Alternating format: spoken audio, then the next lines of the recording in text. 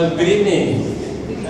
On behalf of Reha and our whole family, I'd like to welcome family, friends, and relatives of both families who are gathered here today to celebrate the wedding of Emily and Anran. Thank you for taking time from your busy schedules and busy lives to be here.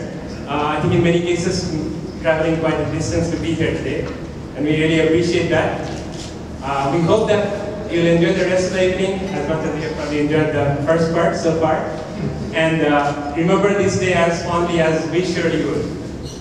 I feel very proud standing here today as the father of the bride, but she's looking so beautiful with the man of her dreams.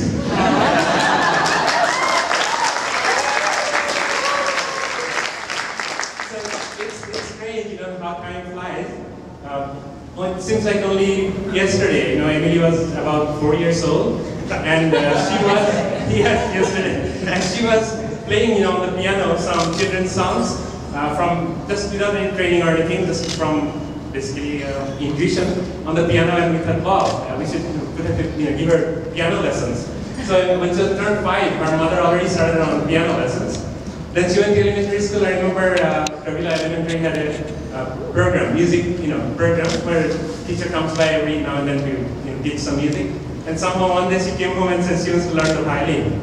And so her mom was really somewhat concerned because she thought that violin is much harder than piano to learn, and she probably wouldn't be able to master it. But she said, okay, fine, we'll just rent a violin and give it a try. And she did try.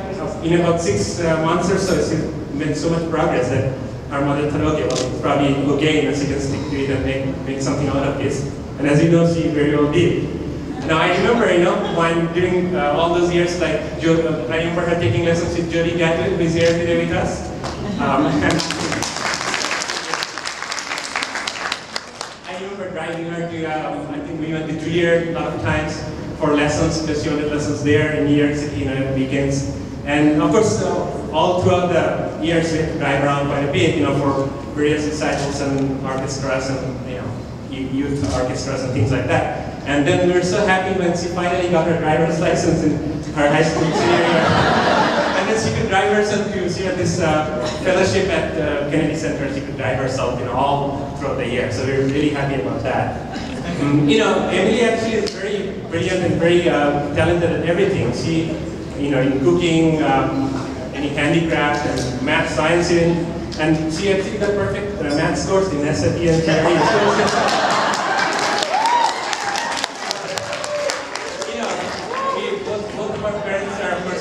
Engineer, and our mom is also an engineer and working as a computer scientist. So we, of course, we're proud of that fact.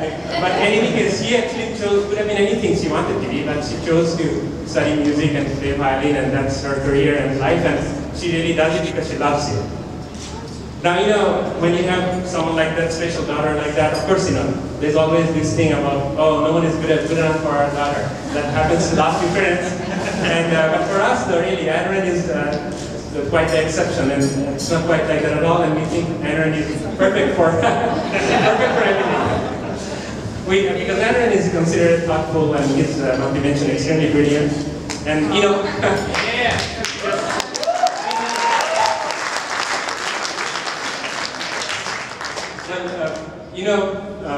they have been, as I said earlier, they have been friends since middle school, and eventually in college they became best friends. They've been living together for a while, known each other for a long time. So of course, I think with their love and friendship, they can handle anything life can throw at them.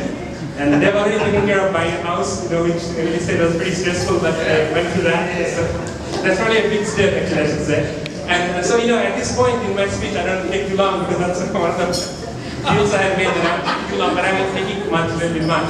Well, I should probably give some advice to the married couple, but in reality, I think they have known each other for so long that I don't think I can offer much on that front. But I do have some practical advice which Emily will recognize when she hears it. Number 1, cook in the weekend for the whole week. And number 2, live like you're still in graduate school. Meaning you just take care of yourself, don't have to worry about anything else, etc., etc. And then the final one is that take vacations every year, and that should see you through to a long and happy married life. I'm sure. So anyway, in closing, before I start, may I propose a toast to the most important couple in the room? Please stand and join me with drinks in your hands or sit either way. Ladies and gentlemen, Emily and Anran, to a long and happy married life. Cheers! Thank you.